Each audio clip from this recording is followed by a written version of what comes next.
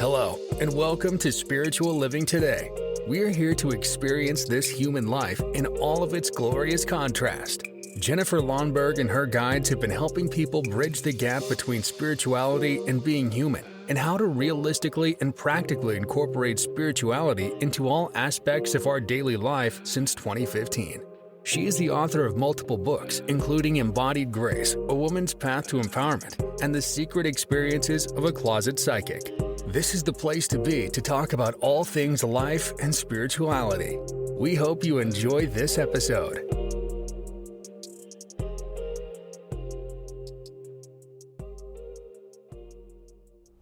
Hey everybody, it's Jen. Welcome back to the podcast. You guys, I have to just tell you honestly what has happened with this podcast. So I started getting this podcast ready months ago, and funny enough, my computer crashed in December and I lost all the episodes that I had already worked on. So this is actually giving me a really good example, though, to share with you guys about what it means to actually live in a spiritually led life, and how little things like this that seem somewhat insignificant or just a hassle, or like they're sabotage, or like everything's going wrong, like all of these things, you can take this in so many different ways. But what I decided to do was, okay, obviously, so there's something to this. Now, sometimes, I just got to say this out right now, sometimes shit happens. Sometimes it doesn't mean anything. Sometimes it's just part of the human experience. So sometimes there are things that it's just like, there's not really any lesson in it. There's not really any guidance in it. It literally is just, we're in a human paradigm. We're in this earth experience where things like that happen. On the other side of that is things like this, where there was a message, and I knew that because I could feel that there was something to it. Right now, I didn't have time to deal with it because for those of you that have been with me for a little bit, you know that December was when my husband's sister, who has been battling cancer, leukemia, was ready. The hospital was ready for my husband to come and give the bone marrow donation so that they can get her ready for the transplant. So the computer crashed. We went to Houston, all of these things. It's been really busy. And January was crazy. And so now I'm getting back to looking at, okay, what do I do now? I do have my computer in to get repairs, but I sat with my guides and I was like, okay, what's the story here? And they're like, we've asked you to shake things up, which of course I know that.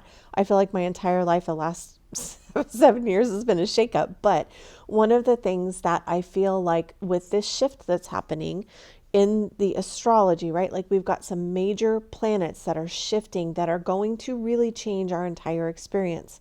Now, for you guys to understand a little bit about me, you don't need to know astrology. I will be talking, of course, about astrology on certain episodes within this podcast.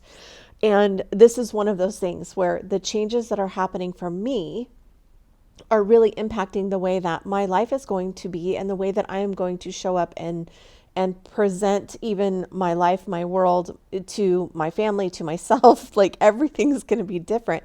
Now, all of us are going to feel that on some level, but I am Capricorn sun and Capricorn rising and Aquarius moon. And I'm really Capricorn, like I have a lot of Capricorn energy and a lot of earth energy in my chart, which means I like to do things step by step, and I like to have a plan, and I like to have everything laid out so that I know exactly what I'm doing. And my guides are asking me to even be more spontaneous than I have even in the last few years. Now, I feel like I've come leaps and bounds compared to what I was used to in my life. Because I've always been very structured. I've always been very step by step. I've been very by the book, like all of those things. Like I love standard operating procedures. I'm not going to lie. We were just talking about that with my husband's work yesterday. And I'm like, I wish there were standard operating procedures for some of the stuff that he has to go through, because I just feel like it would make it a lot easier. And as if to joke with me, my guides are like, yeah, that's not going to work anymore. So I am going to trust spirit. I am going to throw out the rule book when it comes to the podcast. I'm going to throw out the plan that I had for the podcast, and I'm just going to start bringing through whatever I feel led to on that specific day when I'm recording the podcast, and they'll come out regularly To be totally honest, I'm not even sure now if I'm going to do week by week or if it's going to be a bi-weekly podcast. I'm still trying to figure that out. So bear with me as I go through this. I'm being even more spirit-led than I ever have been before. And one of the things that I talk about really often, and this is something that I changed, oh my gosh, this has been years ago for me. So let's go back 2012, 13, 14, 15, in that area. And especially like after I wrote my book, Embodied Grace, A Woman's Path to Empowerment, which, by the way, you can get that as a PDF download in the Facebook community group, but it is no longer in print because I've changed that to the workbook, but that's kind of besides the point. So going back to that time, really, I think in 2015 is when I really started learning to trust my intuition, to trust my guidance, and to feel into my body of what feels right to do next. Okay. So what I've done in the past, however many years that's been, because this is 2023 as I'm recording this.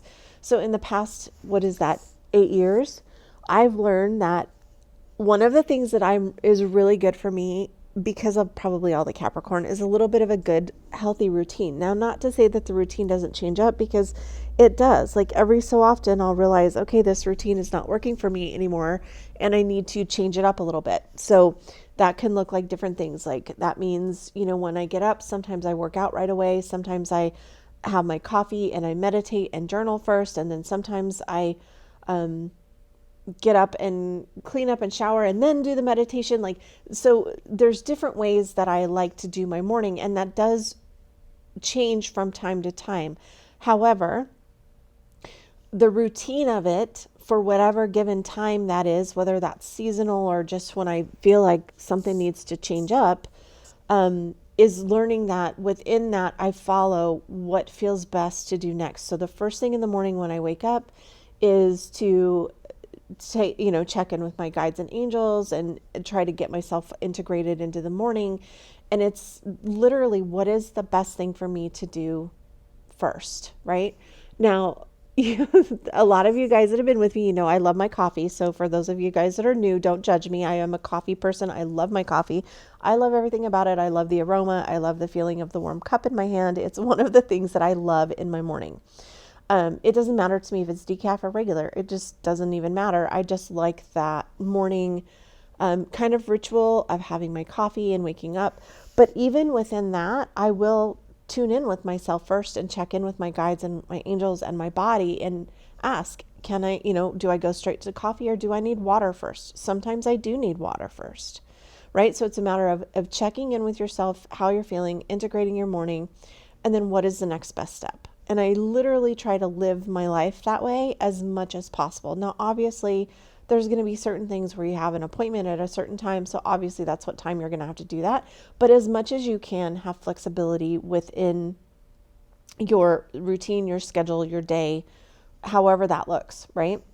And always, one of the most powerful things you can do is, what is the next best step, right? So that kind of brings me back to what's going on right now with this podcast. Like, okay, everything went away. The computer crashed. What is the next best step? So the next best step was to tune in with my guides and angels and ask for guidance on what to do with this podcast. And here we are today. So with all of that, I thought it would be a really good episode to help you learn that one of the ways to really live spiritually, especially as we move into this new frequency and these new energies that we're going to be feeling as a whole, and moving into the more Aquarius energy, this is you are going to feel more unique within yourself than you've probably ever felt. But at the same time, it's that whole, what is the piece of the uniqueness that adds to the collective experience? Because we're moving into a more collective, humanitarian type style energy with the age of Aquarius that we're moving into. Okay.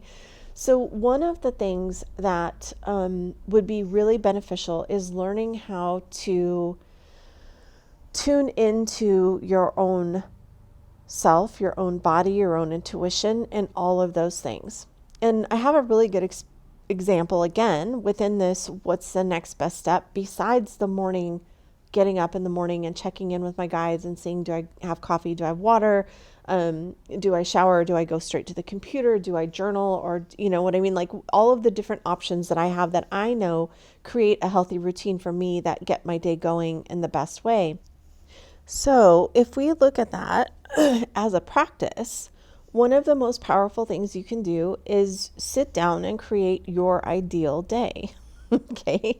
Now I've talked about this in the past in many different ways. Like one of the most powerful things I think personally that you can do is to plan your perfect week or plan your perfect day. Because what happens is you're going to actually see how much time you have and how much time you don't have that you think that you have. And this is again when you're thinking about creating your perfect week. So we're going to go into two different exercises within this podcast. Okay, so the first thing is let's plan your perfect week, because that feels more like the old energy of the step-by-step, like getting things out. But I feel like it's a very powerful exercise.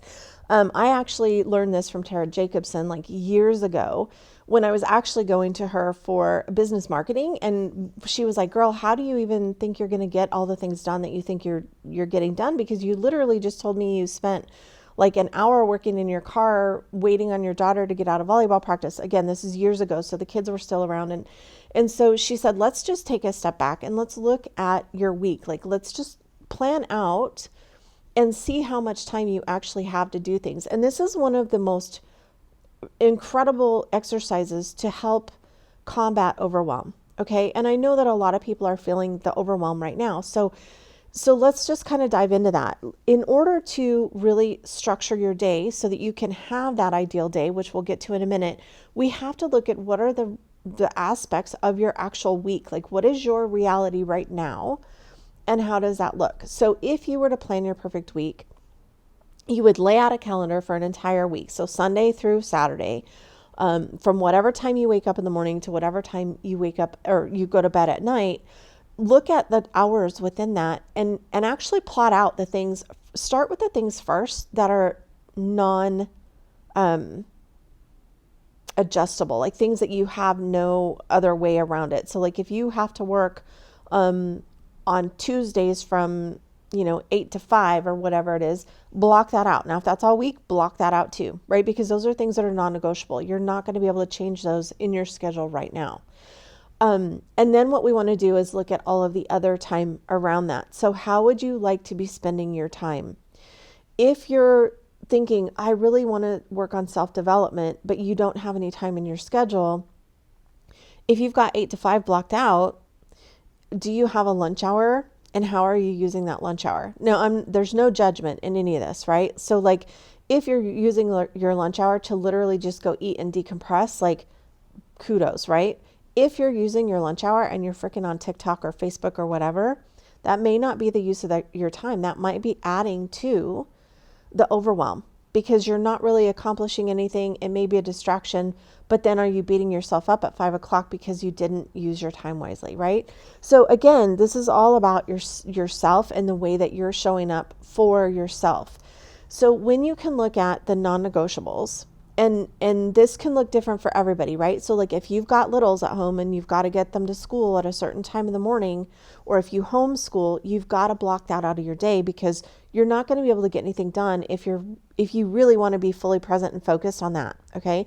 Some of the other things that we don't think about when we're doing this, it was a mind-blowing to me whenever I was thinking about with Tara doing this all those years ago, was little things like, where am I going to do laundry? Where am I going to do my grocery shopping? Like, where does that fit in?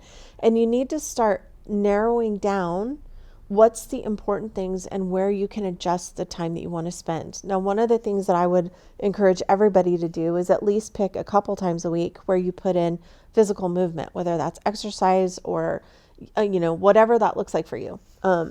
Whatever kind of exercise, whatever kind of movement, whether that's walking in nature, taking a walk around the block, actually exercising in the gym, doing yoga, Pilates, whatever it is you want to do, but at least get some movement in there because movement is really important to our electrical system and our nervous system, and it will also lend to overwhelm. But even more importantly, with all of the energies coming into the planet right now, we need to be able to have that movement so that that energy is not getting backed up somewhere and causing blockages in the chakras. Okay. So when you're planning your perfect week, definitely feel into what makes sense for you, and then plot it out. Take a 7-day calendar, right from top to bottom. I'll actually drop a link so that you can get the format that I use. You may have to tape these together or whatever to create your perfect week, but write down your hours and then actually look at physically how much time you have. And then it helps you to prioritize what you actually want to create in your life, and try to find places where you may be quote unquote wasting time. Now, I am not above a Netflix binge. So just know, if you want to watch Netflix, if that's something that you enjoy, if you want to put it in your time, absolutely put that in your time.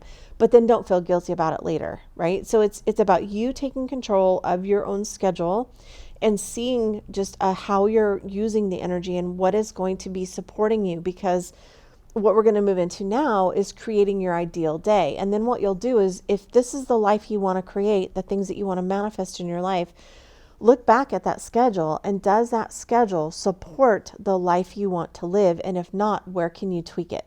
Okay. So when you go into creating your ideal day, then you can look at what are the things that you want to experience in your day. Okay. Do you want to experience really good food? Do you want to experience sleeping in?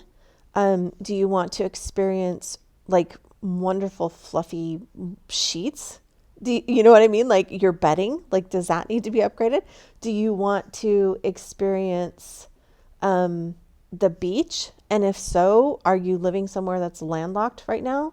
Do you know what I mean? So if you want to create your ideal day, or whenever you look at what would be your ideal day, we want to then see where are the discrepancies in the things that you have in your life right now. Now, you're not going to change everything overnight, but this is going to get you thinking ahead of really being able to create a life that you love and create a life that you want to live. And then starting to make baby steps that move you into the day that you really want to enjoy. So in order to create your ideal day, you're going to create a blueprint, basically. And some of the things that are going to help you kind of write out and visualize this blueprint are questions like, when do you want to wake up? Do you want to wake up at 5 a.m., at 7 a.m., at 4 a.m., at 10 a.m.? What would be a perfect time for you to wake up? Now, this is not reality. Okay, so this is not the schedule that we just looked at. This is getting into, if your life were perfect and you were living the life that you wanted already, what would it be? Would you be waking up every morning at 10 a.m. to sunshine and birds? Or how would you be waking up, and what time would you be waking up? What would you see, hear, or feel, right? Is it birds chirping? Is it sunshine? Is there snow? Is there a meadow? Is there a garden? Is there a landscaped yard with a pool? Like, what is it that you want to see, hear, or feel when you wake up? And then what activities do you do daily? You know, do you go to work? Do you work from home? Do you tend in the garden all day? Like, what are the activities that you would do every day? Do you go shopping at the market? Do you go buy fresh flowers? Like, what are some activities that you would like to do either, daily or weekly? What kind of food are you eating, right? What kind of food is it? What kind of hobbies do you have in your day? Do you meditate? Do you journal? Do you do crafts? Do you read books? Like, what are the hobbies that you would enjoy? And then what is your work? Like, this kind of goes back into the activities, but also you want to get clear on, what do you do for work? Do you have a job that you absolutely love and that you go to every day and you have fun? What people do you interact with? What animals do you interact with? Like, all of these things are just questions to get you started. And this is not an end all be all by any means, right? But this is just the idea of creating an ideal lifestyle, and then what your daily activities would look like. So this gets us into being a little bit more in alignment, like I was talking about in the beginning, of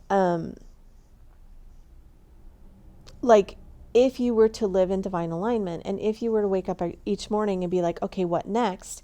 If you have an idea of what you want your life to look like, and if you know what your schedule is, then you can be in more of that open flow state of, okay, what's next, right? And if you have a to-do list of 10 things that need to get done that day, if and where you have the freedom, right? Because of course there are certain things that you're going to be locked into, but it's using the other time. The non-negotiable time is of course non-negotiable. You have to be doing certain things at certain times. The rest of the time is where you get to start creating a life you love by utilizing that energy as well as you can and as intentionally as you can. Okay. So it's all about being intentional. So I just want to leave you with a couple like little snippets of how you could create your ideal day. So again, 2 parts to this. First of all, look at your actual schedule, write out your perfect week and tweak around the ideas of where you have, freedom to be able to do some things. And I'll actually drop, I have a training called Planning Your Perfect Week. I'll drop a link and a coupon for that in the show notes so that you can look at that if you would like to do that. But I'm going to just leave you with 2 like creative visualization type journaling exercises to get you started. Again, listen back to the questions that I asked, and let's really start getting into intentionality with living the way that we want to, and understanding that there's going to be things that are going to be tweaky and they don't always mean anything, right? Like my computer crashing, like I talked about at the beginning. But at the same time, how can we be intentional with everything else? Okay. So here's an example. My ideal day looks like, my ideal day is full of excitement and fun. I enjoy my work greatly. I feel great when I'm able to go out to lunch without the worry of money. It makes me happy to buy coffee and treats for my coworkers because I know that it'll make them feel appreciated. I am blessed beyond measure, right? So like that would be one way to start like writing out your ideal day. Another day would be, and this is going to also, like one thing that I would say is think about what are your goals right now. So like for this example, if your goal right now is to get healthy, this would be a great ideal day write-up, right? My ideal day is full of beautiful, colorful, healthy food. I enjoy preparing my meals. I feel great when I drink the apple cider vinegar drinks. It makes me happy to take my supplements because I know it is making me healthy. I am blessed to have a job that I enjoy, clients that I love, and work that is fun, and that I get to focus on my health at this time, right? So those are just some like basic ideas of how you would start writing out your ideal day, and really getting into alignment with what next? What is the next best step for me? There's so much more I could go into on this. So I hope this podcast is helpful. I know it's just like a brief overview of how to become a little bit more intentional. And again, the big takeaways, not everything is the end of the world, right? Like my computer crashing was actually just a call for me to be back more in the flow and be more intentional and take things step by step. And then also being in that space where, okay, what is my reality? And then what do I really want? And then how can I make tiny tweaks in between to start getting myself into alignment with that?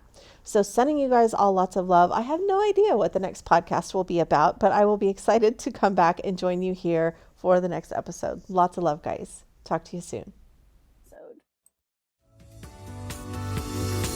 Thank you so much for joining us today. Don't forget to grab the free downloadable resources for this episode. You can find the details in the show notes. Remember that Jennifer offers an app, a variety of online courses, as well as private VIP coaching and mentorship. You can find out more about this on her website at jenniferlonnberg.com.